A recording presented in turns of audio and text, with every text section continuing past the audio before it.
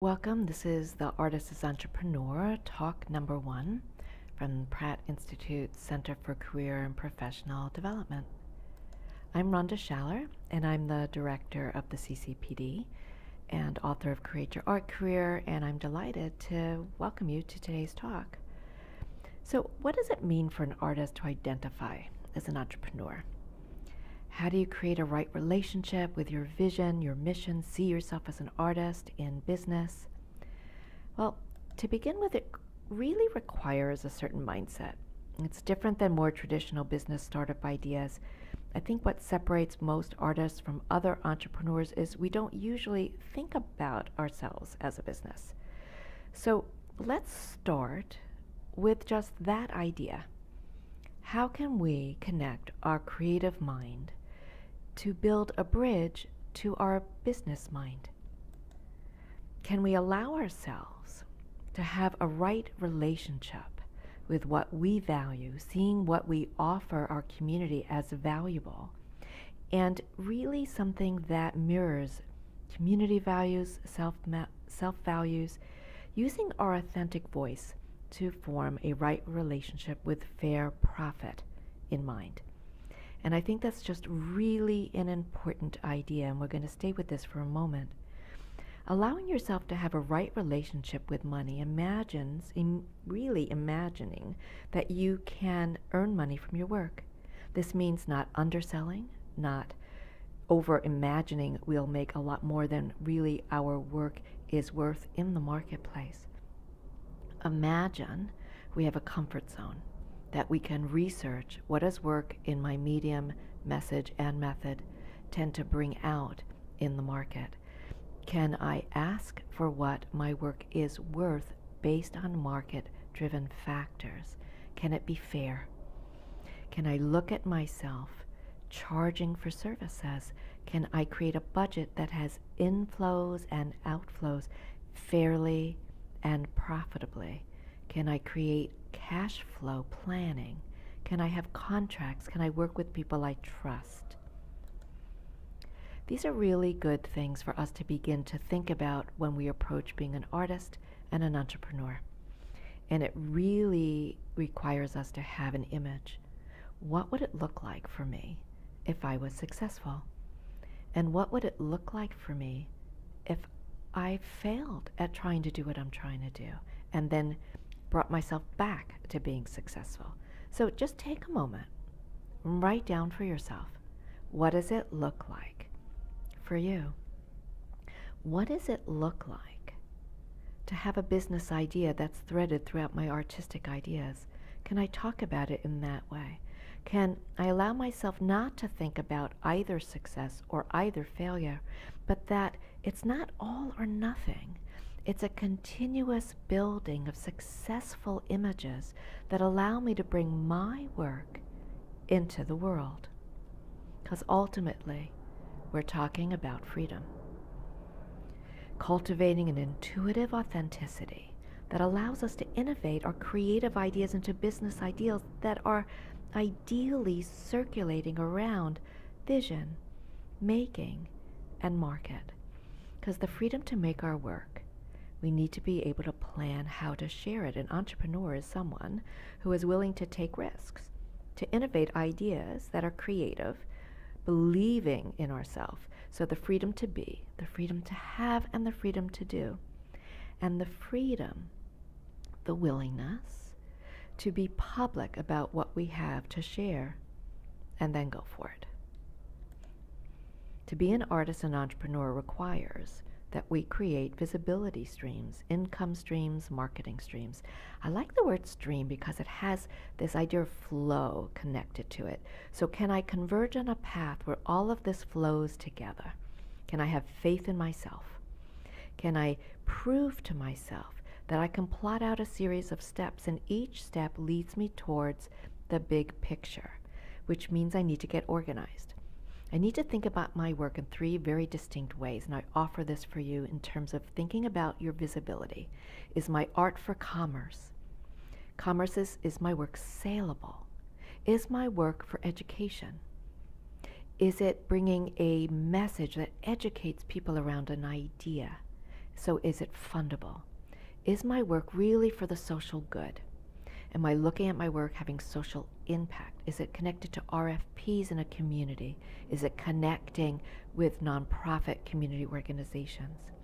So as I get organized, I begin to think about, one, I don't have to do it all by myself, but I do have to define for myself, am I looking for artist commerce selling my work? Am I looking for artist education funding my work?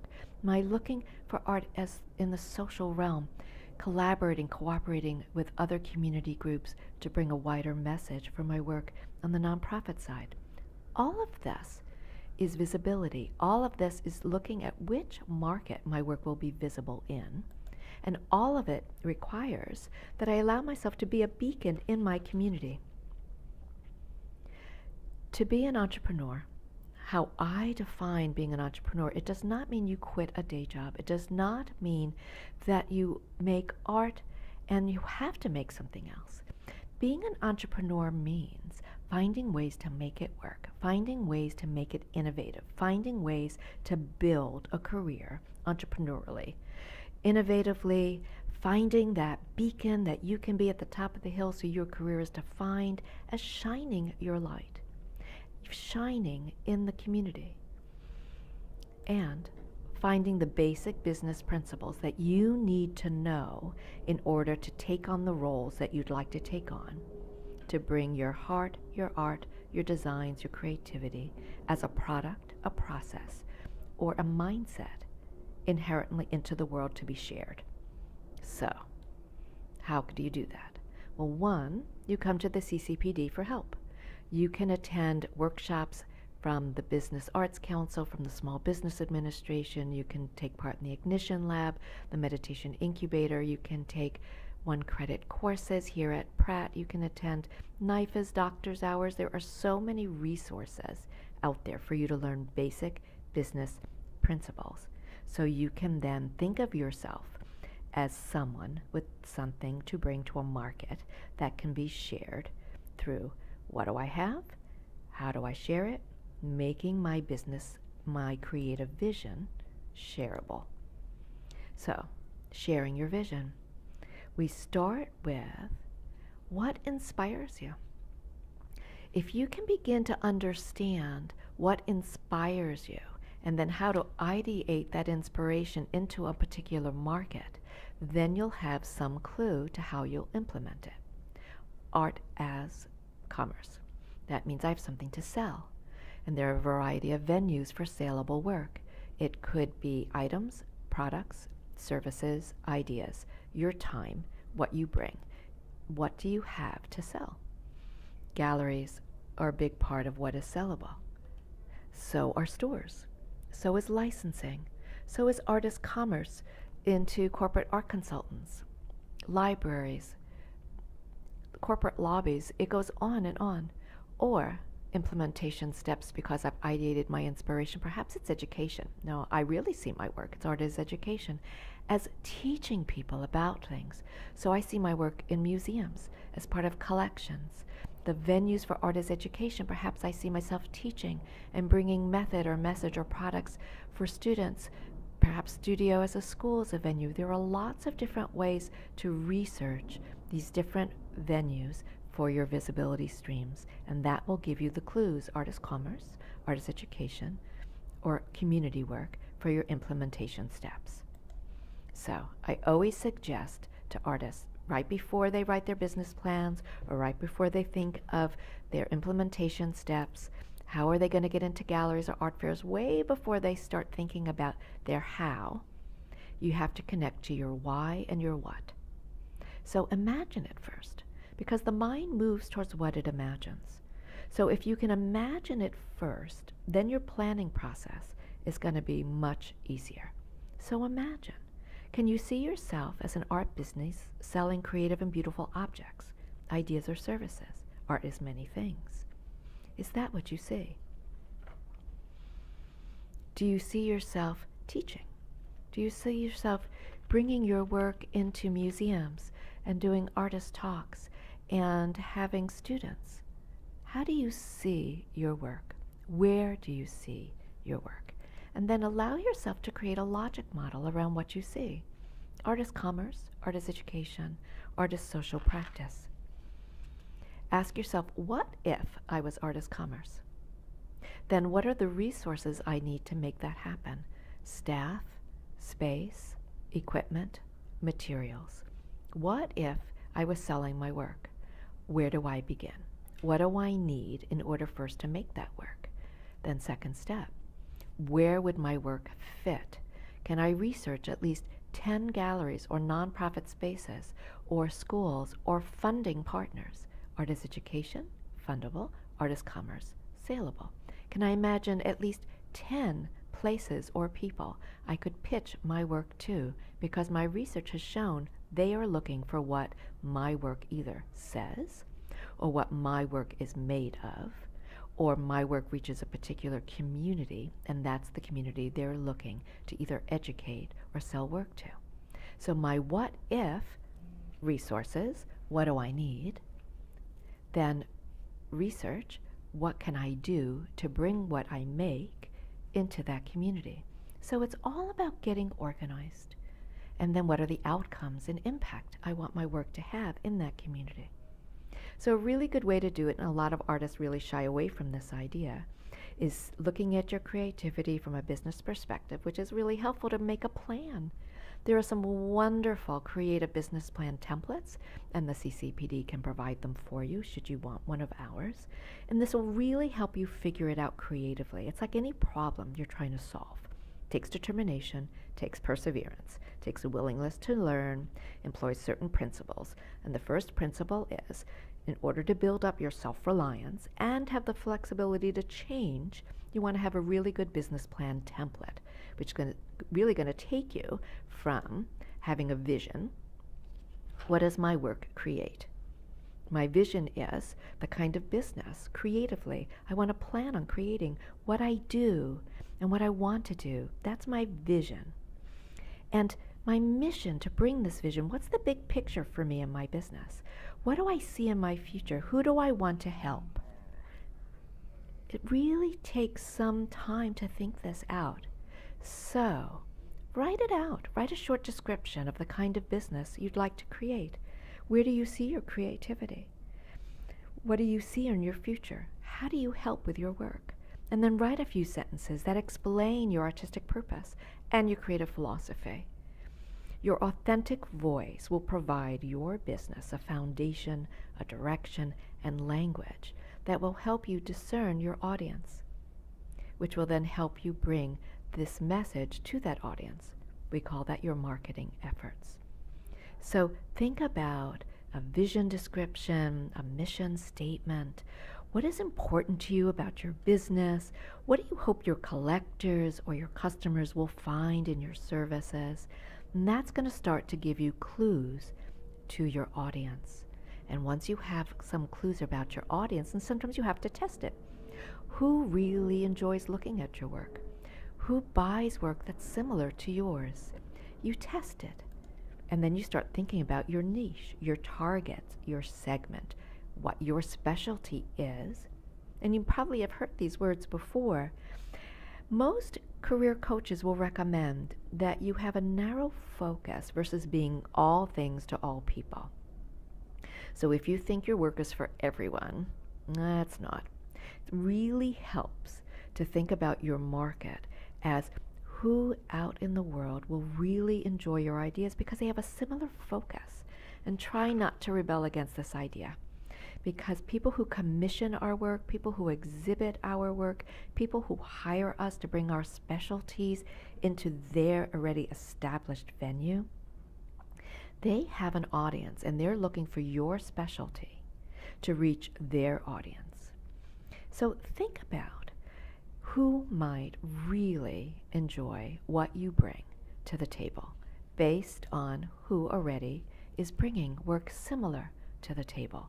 You might collaborate, you might form a cooperative, you might decide a group of 200 artists coming together in a variety of messages and mediums and methods combined bring a very inspiring, entrepreneurial, innovative idea to the market.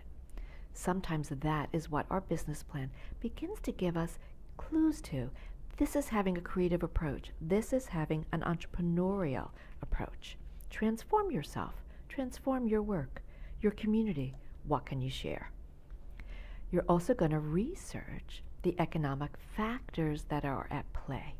So, what communities are friendly to cooperatives and collaboratives?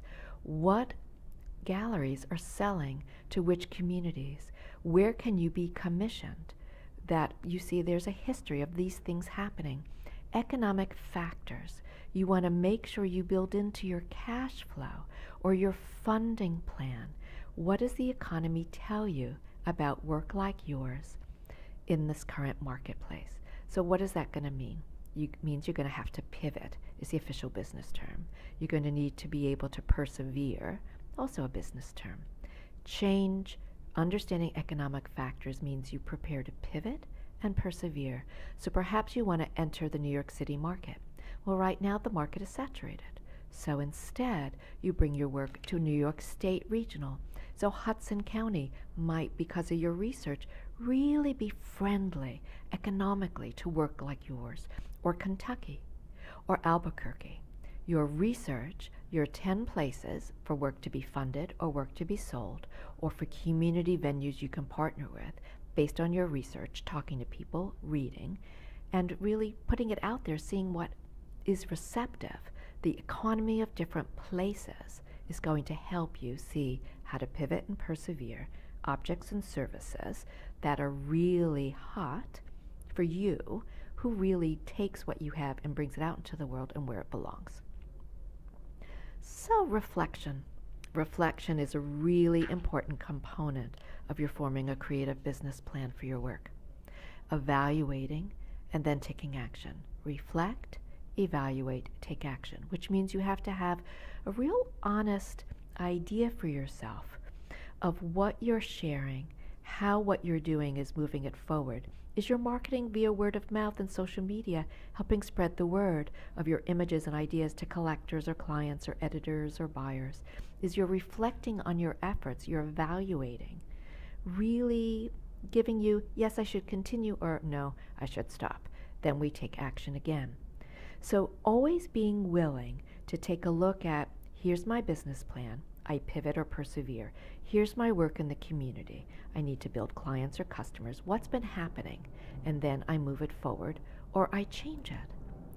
So my resources are always going to be fueling my reflection process. So I'm taking a look at money. Do I have enough to launch what I'm doing?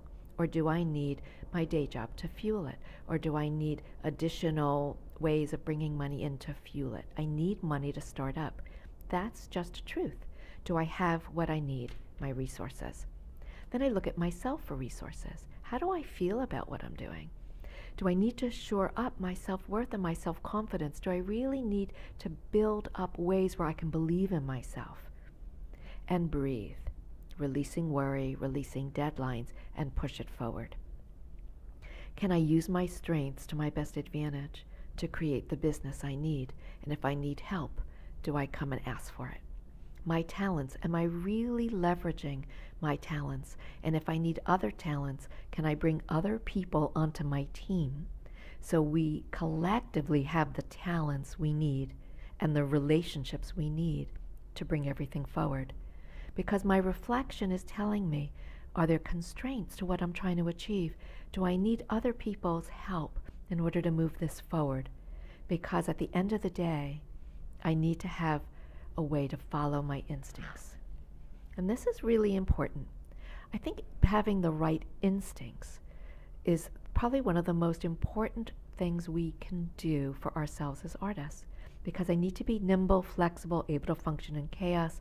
I need to function in a variety of settings.